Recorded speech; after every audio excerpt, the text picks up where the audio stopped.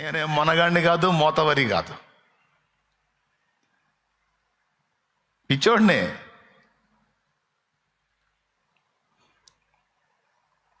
ఎవరి హృదయంలో ఇంత స్థానం లేదు.